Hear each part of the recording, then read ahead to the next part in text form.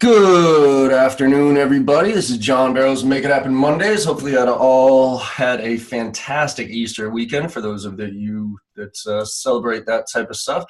But anyways, I wanted to, super excited for our guest today, Tukan from Leadsift. Tukan, you want to introduce everybody? Sure. Yourself and a little bit of background on yourself, where you come from? Yeah, definitely. So my name is Tukan. I'm the CEO and co-founder of Leadsift. I'm originally from India, based out of Halifax, Nova Scotia in Canada. My background is in computer science, in data science. Started the company about 5 years ago. And then for the last 2 years, been heads down focused on sales and product discovery and those kind of things.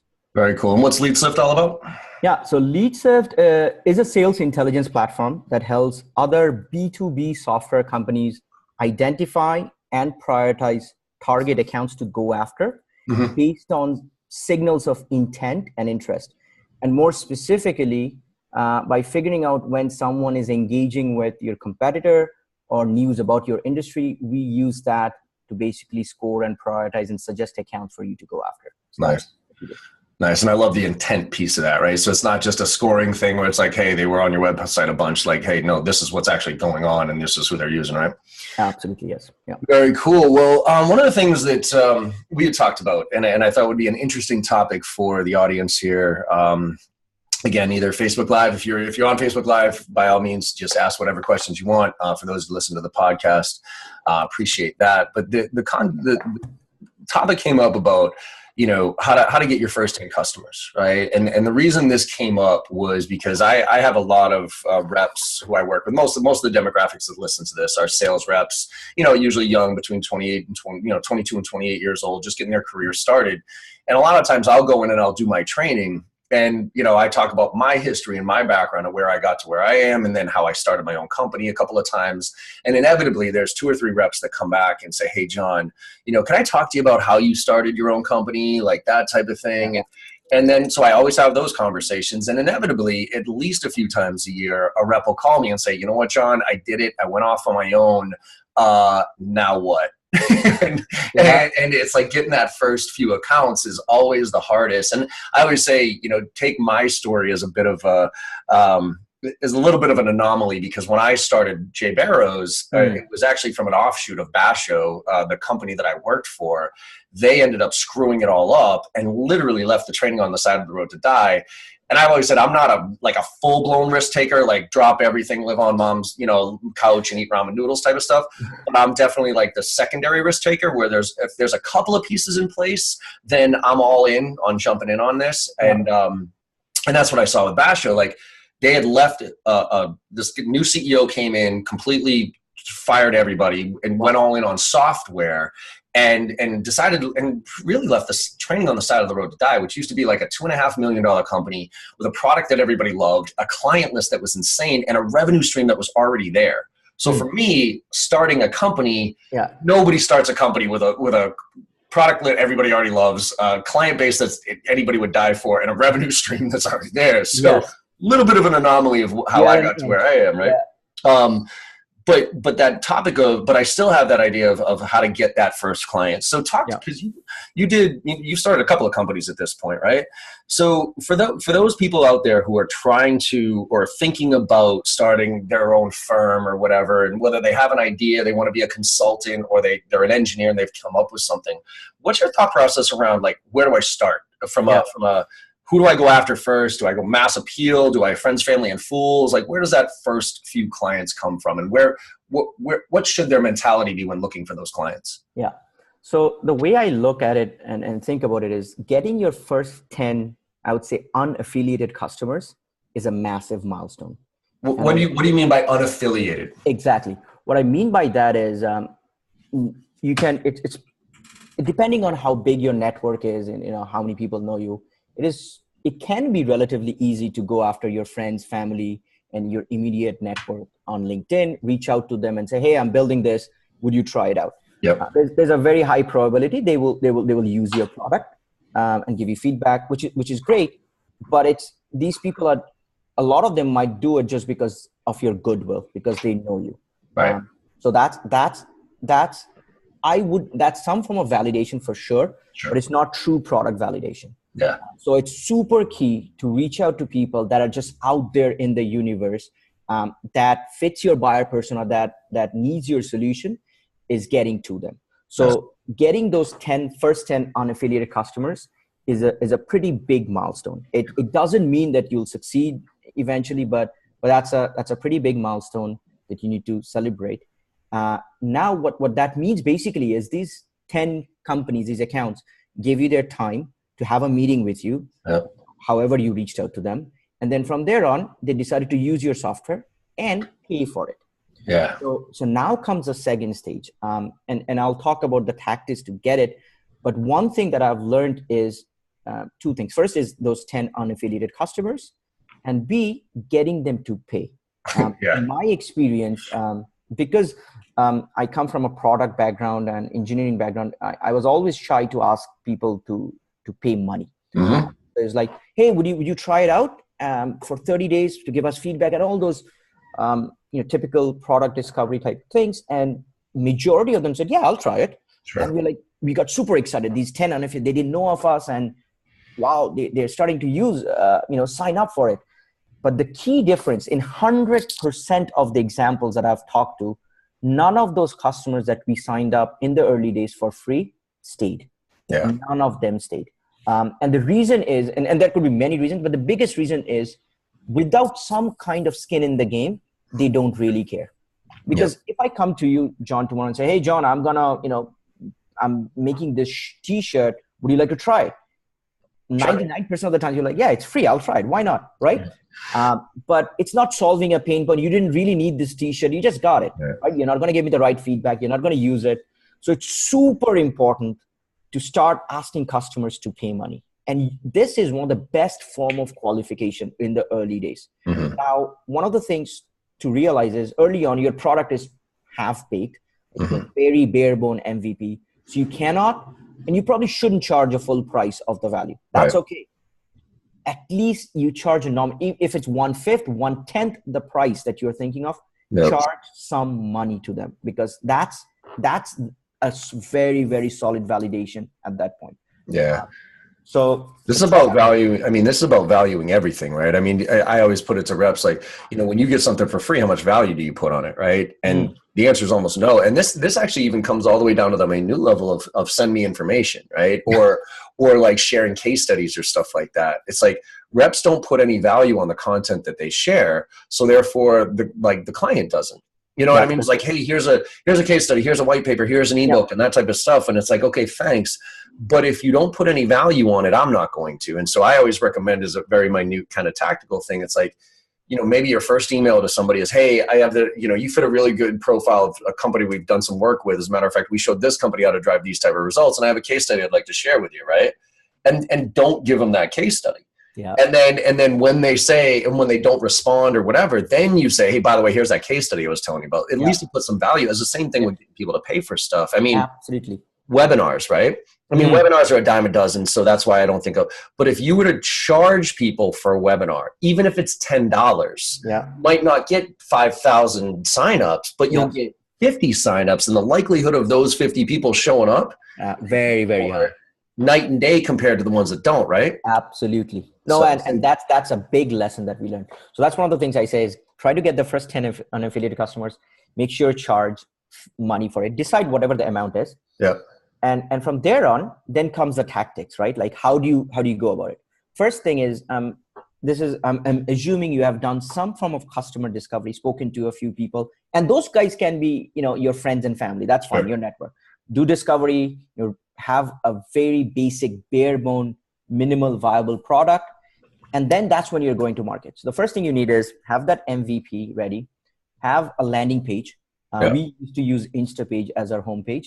It has a sign up form and everything built in, and you can customize it. So that's great. Second thing that I will also ask is make sure, you have something built in from day one that a person can pay. So, because, getting the payment is a good skin in the game. Make sure, you have some kind of a Stripe checkout or something where they can put their credit card. You get some kind of money. Again, it's nominal, so they can put it on their credit card. It doesn't really matter. So those are two things.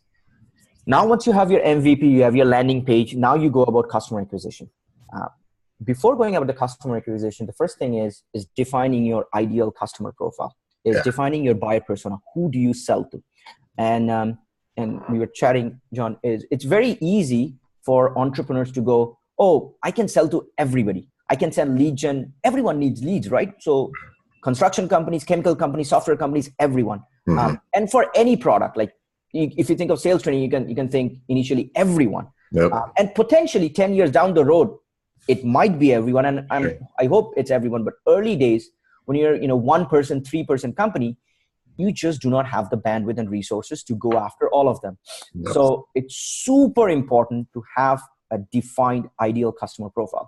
And when defining an ideal customer profile, one thing I've seen some companies do, and we have done it too, is come up with fancy, gimmicky, ideal customer profiles, meaning saying marketers that went to SaaStr, or marketers that are part of the ABM group, or Jenny who's a millennial who listens to Justin Bieber or something. Right. Those kind of buyer personas are not helpful. They might sound cool in practice. One rule of thumb I read somewhere was your buyer persona is something that you can search on LinkedIn, for example. Okay. So for example, let's say you're going after software companies. So initially going after all software companies, and maybe you sell to salespeople. Your buyer persona can be a list of all head of sales in California, because you live in California, that are over 50 employees and more. That's a pretty good, well-defined buyer persona that you can search on LinkedIn or any database. So you get a list of companies. So that's your serviceable, addressable market, or whatever you call it, someone that you can service right now. So that you define that. Don't go, as I said, be very careful about focusing on who you're serving. So you define that buyer persona, and then you go after them, knowing very well that buyer persona is going to change. So you need to be ready to be. I was going to say, because I was going to chime in there as far as the buyer persona. I think a lot of people, and this has happened to us a couple of times in the first few startups, was kind of you go in with this perception that, hey, this is who I think this sells to best. But then very quickly you start to see other people coming in either through lead forms or whatever. So how do you identify the shift, like where you think it's this? How long do you go into that addressable market before realizing, wait a minute, I need to adjust this? And are there some triggers or some things that you look for that would say we need to make a shift?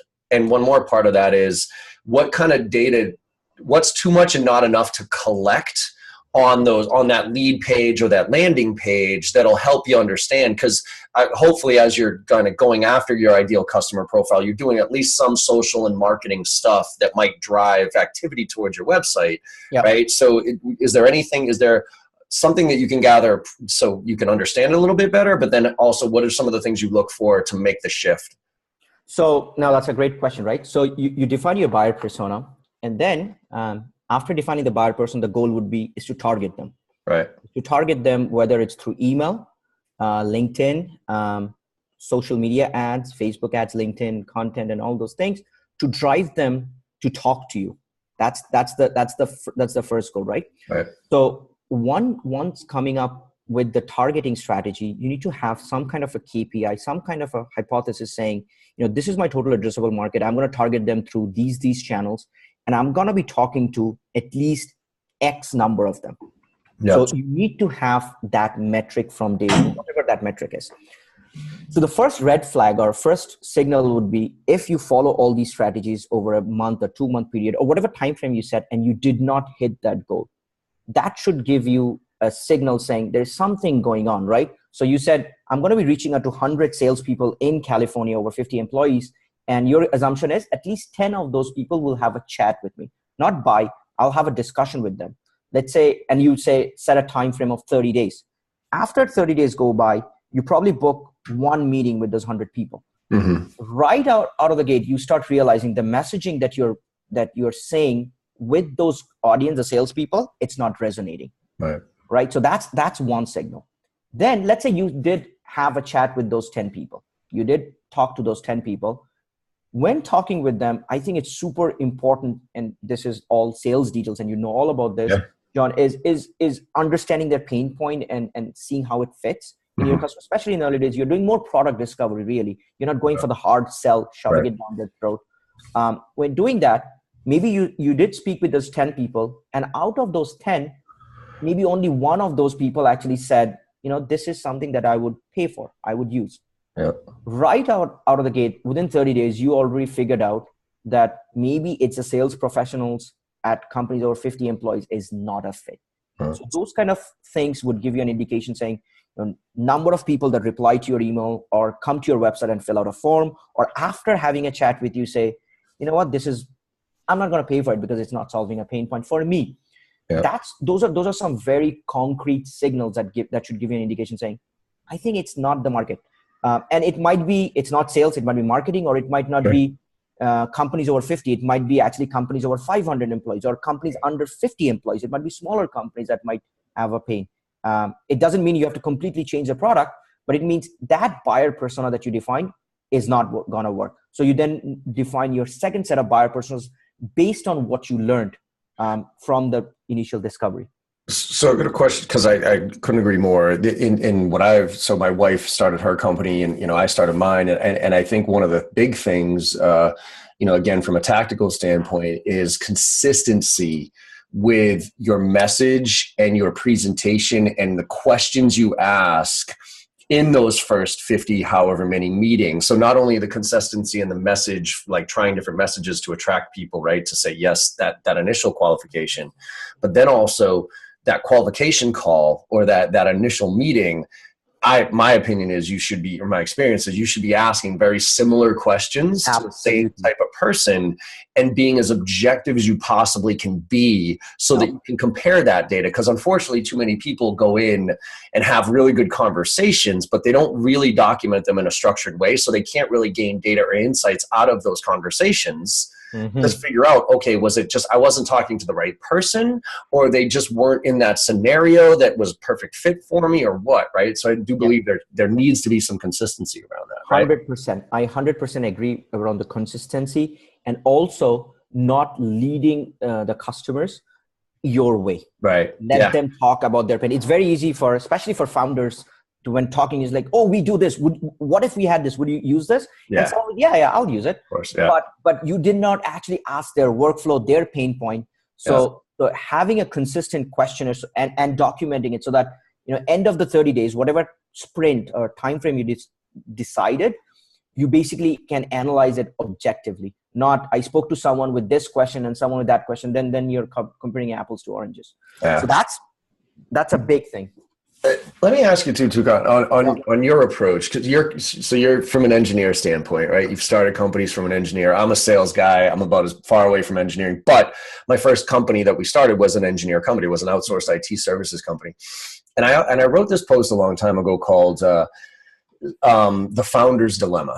And I specifically meant it about engineers' founders' dilemma, and it's associated with sales. And the question this is going to lead to is basically, when do you introduce sales as a founder? When do you hire your first sales guy, right? Because here's the founder's dilemma that I've seen all too often. Engineer like you comes up with a great idea. And most engineers say straight up, I'm not a sales guy. And I challenge them every single time because I'm like, bullshit, you are a sales guy. Talk to me about the last product or thing you built. And all of a sudden they start telling me about it and they get all animated and super excited about it. I'm like, look, you're in sales. Like because sales is the transfer of enthusiasm, right? In a lot of ways. Yeah. So, engineer starts a company and they come up with a really good idea. And to your point earlier, friends, family, and fools, they go and talk to a friendly audience about their product. So now they're expressing their enthusiasm for their product to a friendly market. And that friendly market gives them obviously really good feedback. And people say, sure, let me try it. They might even get a few people to pay for it, right? Yeah. And at a certain point, it's like, well, shit, this stuff's easy. Like everybody wants this. I'm getting such good feedback from people, right? Yeah. So, hey, I just got to hire sales reps. Let's go. And then you give them the slide deck and you give them a territory or a quota and say, this is how much you need to sell. Good luck.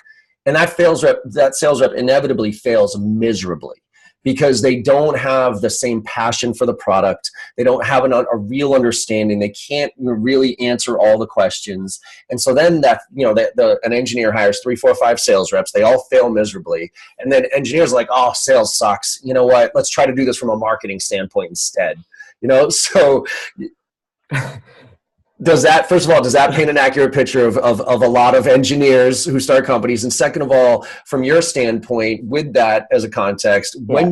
when should you bring in a salesperson? Yeah. So first of all, this was not scripted, right, John? Because No. this is Oh, because you can go read my blog post. I wrote this blog post like a year ago called The Founder's Dilemma. I actually wrote this as one of the another points to discuss. One of the biggest mistakes we made was this: is we raised capital. Yep. We were all of us were technical founders. So first thing we did was hire a VP of sales. Yep. Because we are comfortable with writing code. Sure. We had a very bare bone MVP, and we told the VP of sales, like, go sell, right? Yep. Single biggest mistake we made, because we were uncomfortable selling. That's not our comfort zone. So we're like, yeah, we'll write code. Sales guy goes sells. The number of problems that happen from there is, first of all, salesperson will not have the same motivation and passion as a founder ever, right? Especially in the early stages. Your product's not ready. You're not selling a Salesforce or a NetSuite or an Oracle product. It's not. There is no collateral. Right. There is no marketing air cover. There is nothing. There is no onboarding material. So if you bring in a traditional salesperson, they would expect some of those things, and that should be there. The feature set is not built out, so they start selling and they hear these pushbacks, and the thing that starts happening is, as founders, you go, salespeople suck. This person sucks. They're not good. And at the same time, the salesperson starts going saying, the product team sucks. They're not building the right product that I can sell.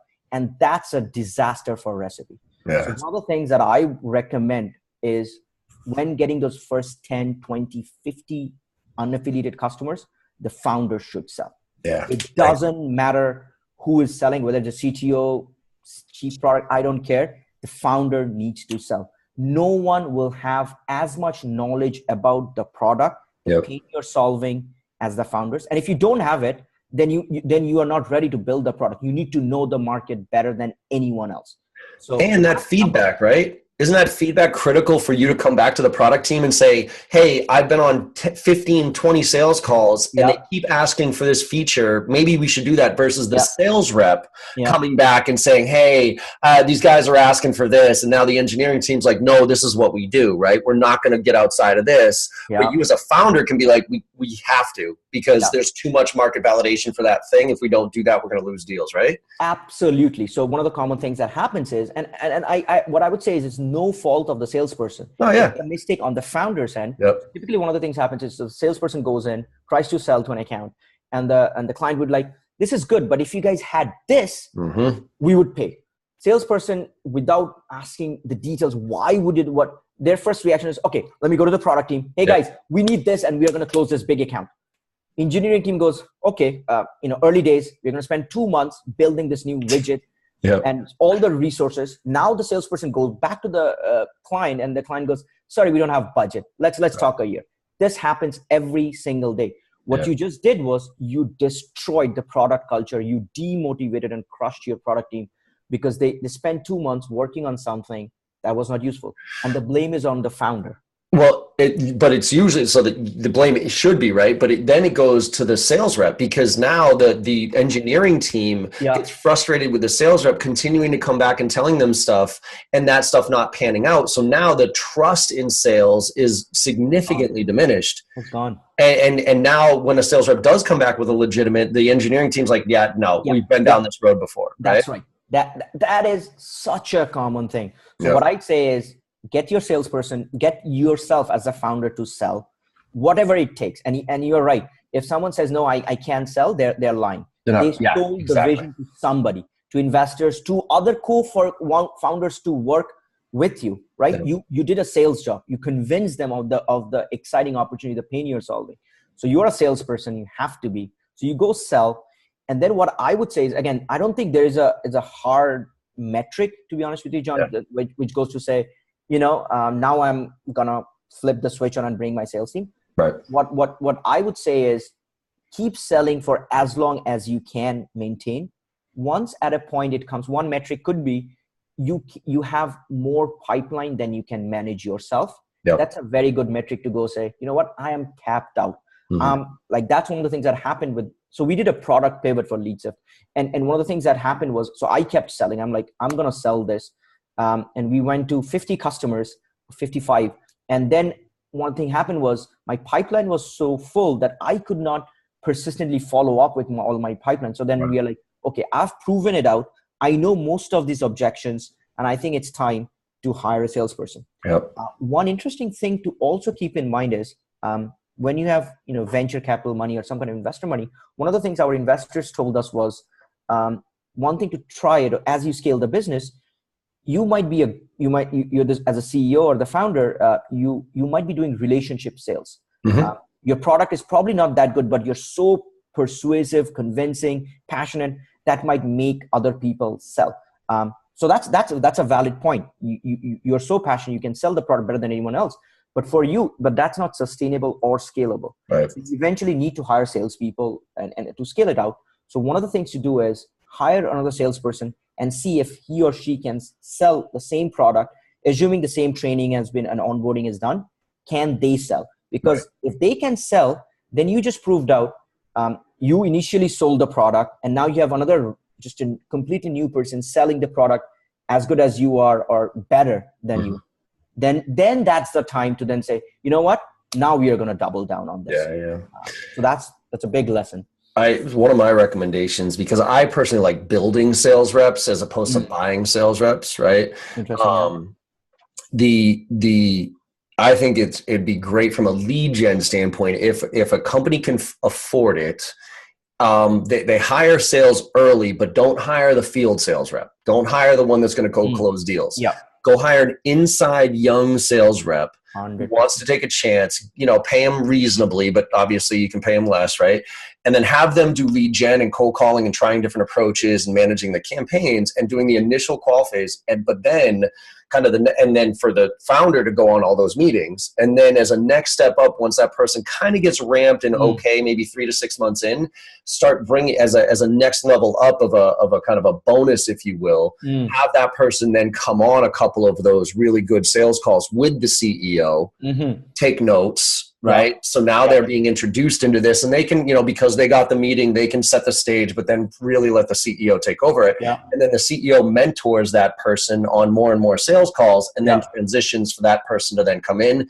Then you hire an inside sales rep to back that kid up, and that kid pushes over further, and then you start to build this machine, right? Absolutely. I 100% agree. Is the first salesperson that you should hire should not be a field sales, like high paying field sales. It should be an inside salesperson who's hungry, who's young, who's motivated, and let them go up the ranks.